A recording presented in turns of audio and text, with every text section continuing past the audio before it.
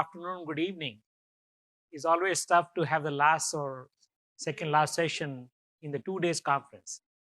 The biggest challenge is that people have already heard enough about these topics, and there are advantages and disadvantages of both. Advantage is that people already know, so you can flip through your slides very quickly. Disadvantage is that you are repeating the same thing, but you have been listening for the last 2 days. So I don't know how to excite the interest, especially when you have an early dinner going outside. So so jokes apart, thank you very much for having me here. Thanks for the opportunity. This topic is very close to my heart, as we talked about earlier before in our panel discussions as well. Third-party risk management challenges. What we're going to do, what we're going to talk about today is why is TPRM or third-party risk management critical for survival, and what is the importance of third-party risks. We're going to share something about key components of this TPRM framework. We will also share some things about understand about governance frameworks and legislations. And at the last but not the least, key challenges and the leading practices from where we are having from the industry. And the industry best practices are very critical for, as you guys know that, and hopefully we'll have some time for Q&A and open discussions. So we talk about why is TPRM critical for survival. First of all, a lot of people think about third party relate to only vendors, and they talk about third party means suppliers, vendors, contractors. But actually, third party extends beyond just supply chain. Third party extends to even sales. Third party includes your distributors, your franchises, actually to some extent to some customers as well. So are we really limiting ourselves to third parties to only vendors and contractors? Not really. So this is the kind of universe of landscape of third parties, which goes beyond vendors. It covers service providers, which includes legal advisors, investment agencies. And this is not my definition, by the way. This definition is from Transparency International and a lot of renowned experts which they have talked about. And they want to focus, companies to focus on all these areas of third party. Now you can look at this. This moves beyond third parties providing physical security or cafeteria support. Third parties are now doing cloud tech development, franchises, investment agencies. So it's much more beyond, it's much more wider field. So it's no more that risk domain is very limited. Risk domain is expanding significantly. And when this expands, there are risk threats which are expanding beyond the management control. There are so many risks coming up. We talked about in the earlier panel discussions. It goes beyond cybersecurity, data privacy, talks about quality, which are traditional risks and all, and bribery and corruption. The new risks which are coming up are ESG. Of course, the traditional risks, business continuity. And one of the emerging risks which is coming in the last 5 to 10 years is geopolitical risks. We talk about growing tensions across the globe, and they are very critical risks when geopolitical risk is being considered. The business case for third-party risk management, due to all these reasons, has become all the more important. So when we really talked about, I was talking to Bhaskar earlier, where does a budget come for all these frameworks? So when you justify that on one single risk, you cannot justify a framework. But when you talk about holistic approach over the risks, then we can get some kind of traction to get some approval for budgets, for your technology, for your headcount, and for your resources. Traditionally, I started my career as a finance person. So I can understand when the budgets comes in, you need to have some justification. So that's why third-party risk management framework has become very critical.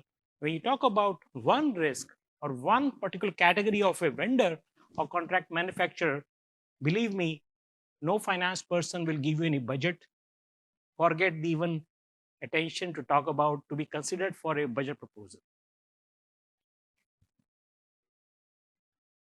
Third-party risk incidents. This is another case of justification. This is not a news item. This is not an item.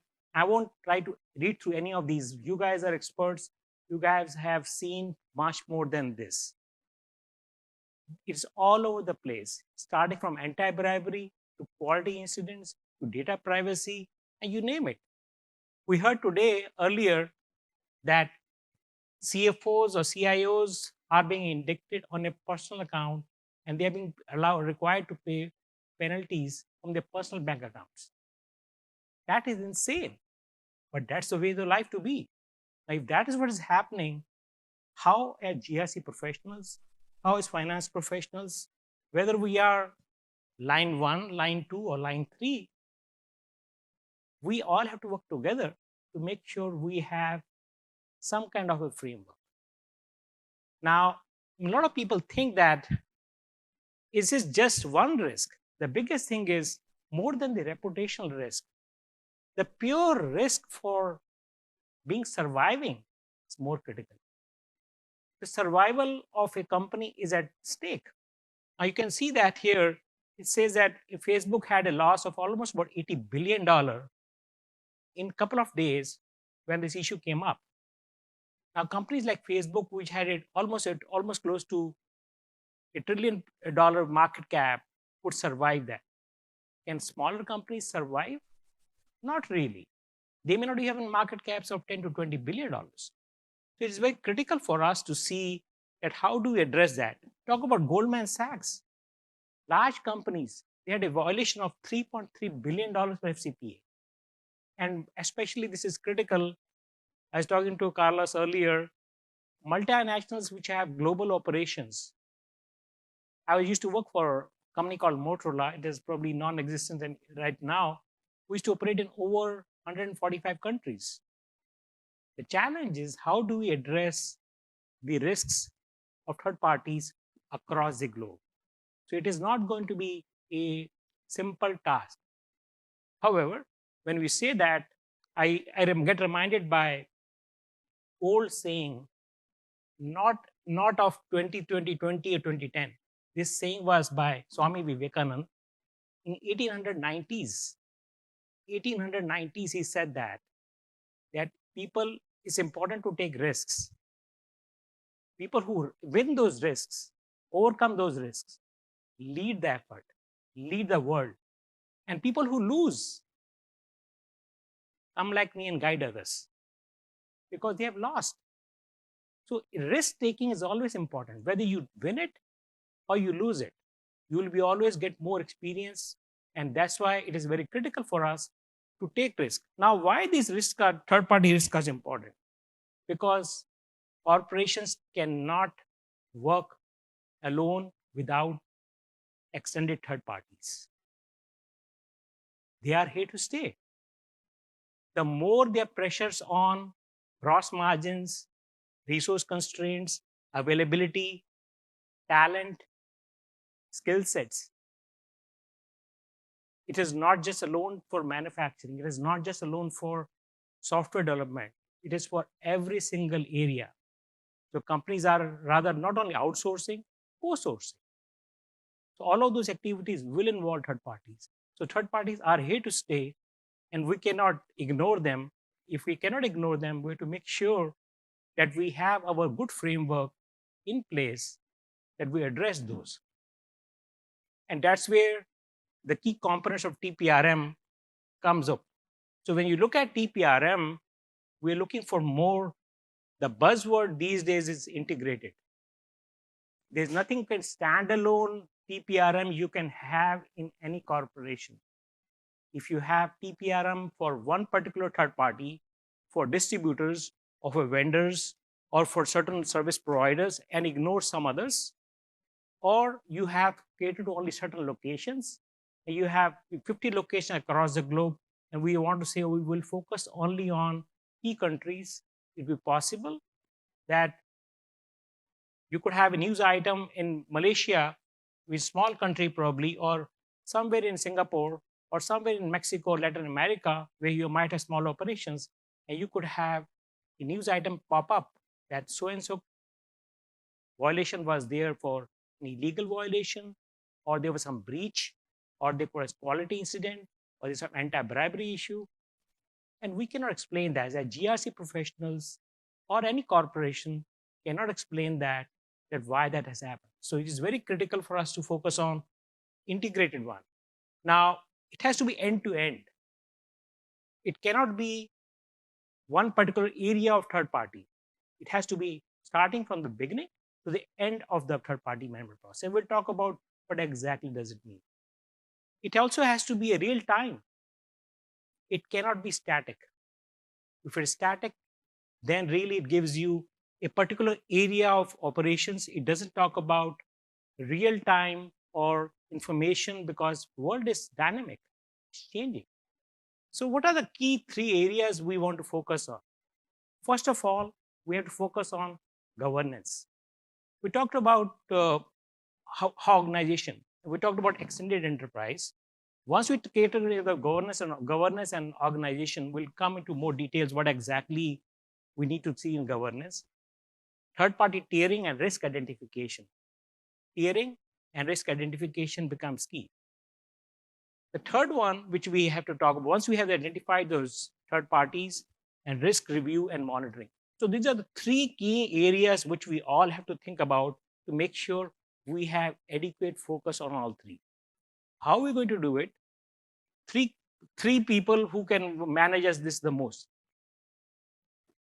We can talk about which are those people.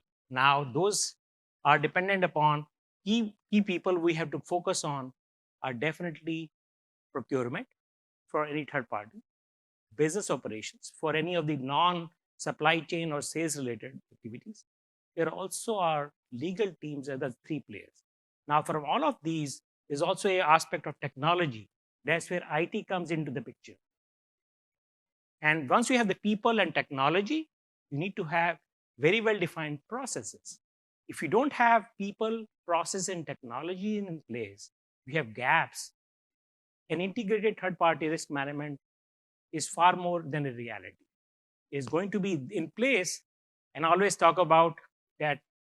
Don't do it as a check the box exercise.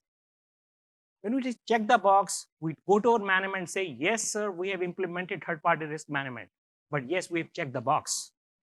We have finished our goals. Yes, we have overperformed. But really, are we thinking that have we implemented it? Not really. So let us not make it a check the box exercise.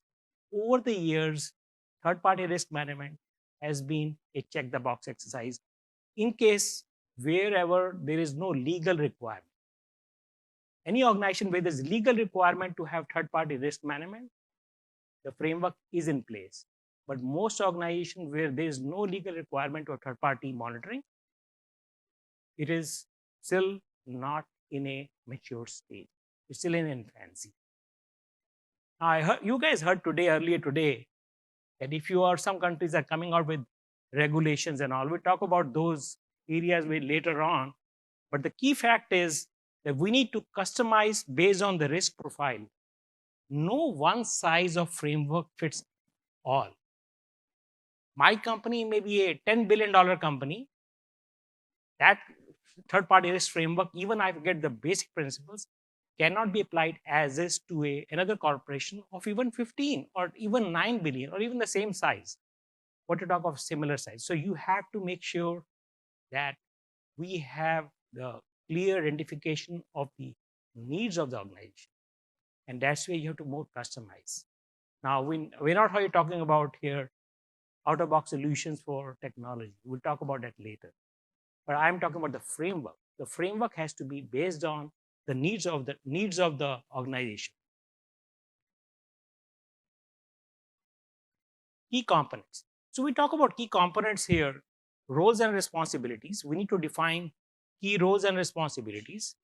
We need to define look at the standards and regulations. We also need to focus on what are the repeatable processes. Having done that governance, the key part is that we have to make sure the tone at the top and the tone at the middle is also there. People talk about tone at the top, but they forget the tone at the middle. So that's where we have to focus, make sure that we do have governance taken care of. The second portion, which we are very critical, is third-party tiering or inventorization. When you use inventorization, you have to make sure that inventory of all the third parties is identified, and then you're done a tiering based on the risk domains. Risk domain means why this third party, what parties is doing, what exactly is, how much it is touching the organization risks and profile. Is it covering the data? Is it managing the data? Is it having access to data? So it has different risks from cybersecurity and data privacy perspective. Is it having any things being done on our behalf? So it impacts both business continuity as well as anti-bribery considerations. Does it have manufacturing implications? Yes. It has ESG implications, it has quality implications. So that's why you need to start looking at risk-based tiering, risk identification for all your third parties. Once you've done those, you have to basically, I don't have to explain that, make sure that it is critical, high, medium, or unrated, and then focus on those. Once you've done that, you start looking at our iterative risk review. And we always use COSO models that we have to do the monitoring. And once you do monitoring, this is third-party lifecycle management, which I don't have to explain to you guys. 3 areas: onboarding, ongoing, and the offboarding or continuing. The key part is that it should not stop at just, most of the corporations start at onboarding very well, but by the time when they complete the onboarding, they're done with it. If you ask the risk assessments, they say, when was the last risk assessment done? It was done at the time of the validation of the third party. Once the validation is completed, there is no risk assessment done after that. And that's a big challenge. So you cannot afford to do that. Once you have done this on an ongoing basis, if we identify that there are issues, after monitoring, we find there are concerns, the next step is we should have very well-defined offboarding process. It's an offboarding process. We have to assess the impact, whether to renew or terminate. And that's a conscious decision that the management has to take based on the guidelines. We have to identify processes. So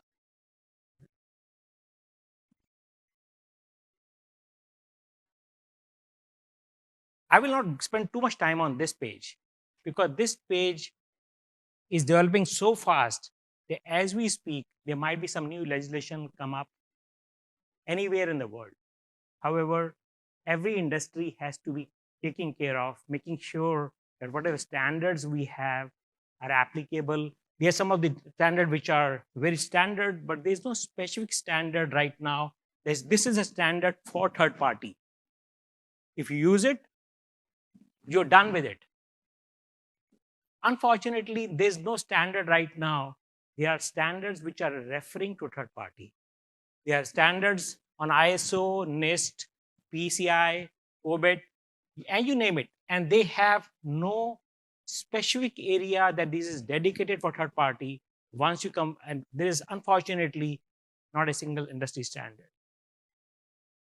Now, talking about legislations, there are multiple legislations. And we heard about recently, EU is coming out with more legislations. Germany is coming out with more legislations. And Europe is always ahead than US to bring up new legislations. Now in US, currently, other than FDIC and US FCPA and some guidance from various organizations, there is no legislation right now, which is good and bad. Good that we don't have, somebody said that somebody is not watching us from the regulation standpoint. Bad is that there's lesser focus. You guys know that as GRC professionals, when it is required legally, the corporations have a mindset to make sure that it happens. When it's voluntary, it is not in the top of the attention of the management. That's where as GRC professionals, we have to emphasize, we have to make sure that reputation and survival of the organization is dependent upon not just mandatory standards, but their ability to make sure we have good framework.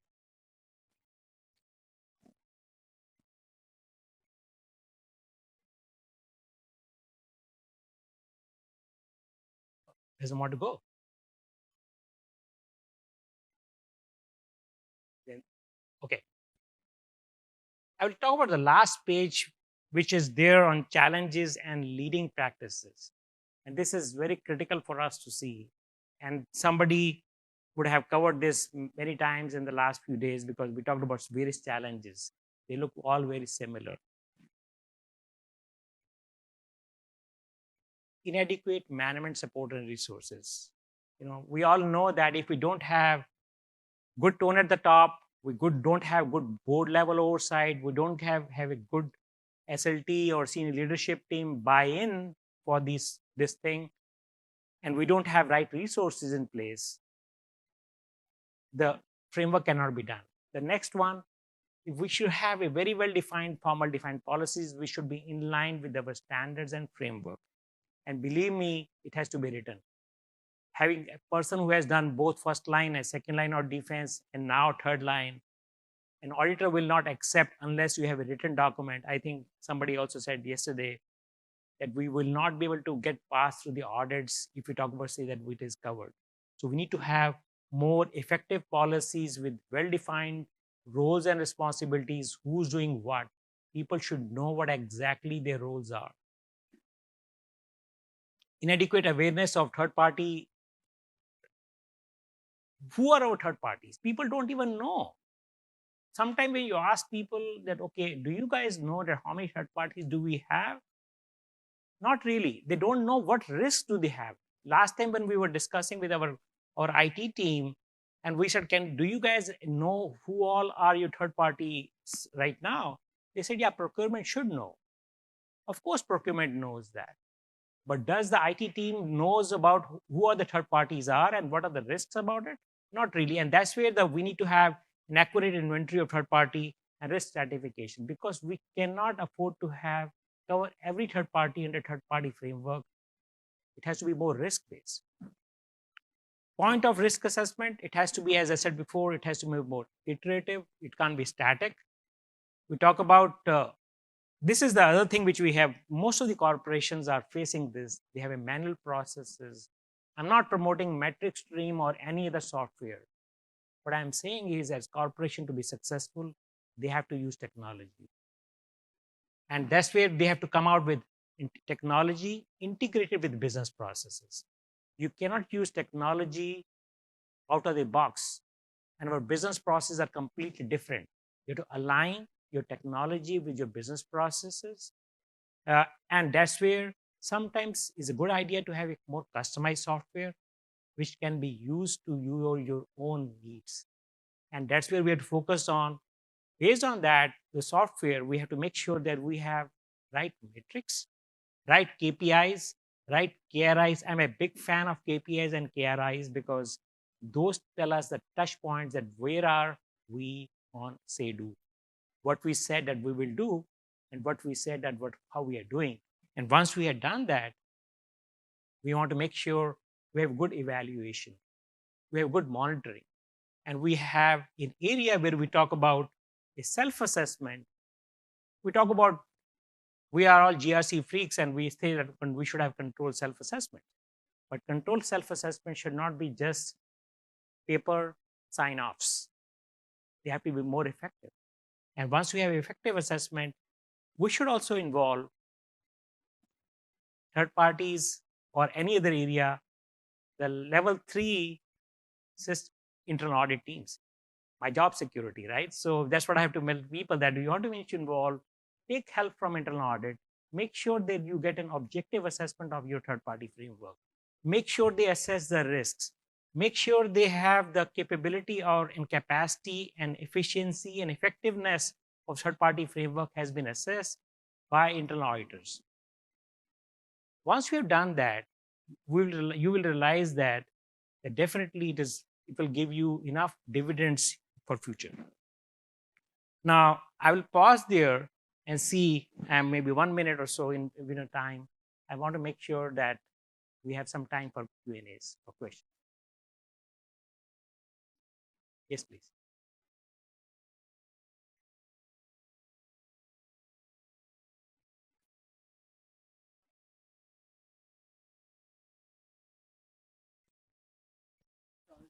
Third party offboarding. Could you please? I'm saying what contingency plans should be put in place to address any unexpected risks or disruptions during third party offboarding? Very good question. That if I understand this question, what contingency plans we should, as a corporation, you should have for third-party risk management? A lot of people think that you could have a framework, but most of the frameworks, you guys will admit that, are not designed for. Somebody said that earlier, that Mike Tyson said that, oh, you have a plan, but the plan is only that you could get a punch later on for someone. It is applicable in every single area. So it is always possible to have a certain area where you might miss because there are certain areas from third parties beyond your control. It is not within your own management. So it is a risk of failure or risk of not identification of the right risk in third party is bigger than your own company, because there's a very less monitoring. So for that, you need to have good monitoring process, good process of interaction. Now, their companies, we talk about critical third-party vendors. They review their processes once in 6 months. For high-risk vendors, they do it once in a year. For medium-risk vendors, they don't do every year. They do once in 3 years, because at the end of the day, we don't have unlimited resources. So you need to have processes of review and monitoring. And if you have those cases like that, you can only minimize the risk. You cannot eliminate the risk. There's not a company I've seen so far or talked to anyone who said that we have perfect place in perfect area of third party or cybersecurity, because nobody can do that. So we have to have, what we have to do is, if it happens like that, how do we mitigate those risks? We need to mitigate those risks, and mitigation is very important. How do we compensate those areas when we talk about that? How do we make sure the risk is there, but how do we lessen the damage? And that's where we have to, at the end, we have to focus. Any other question?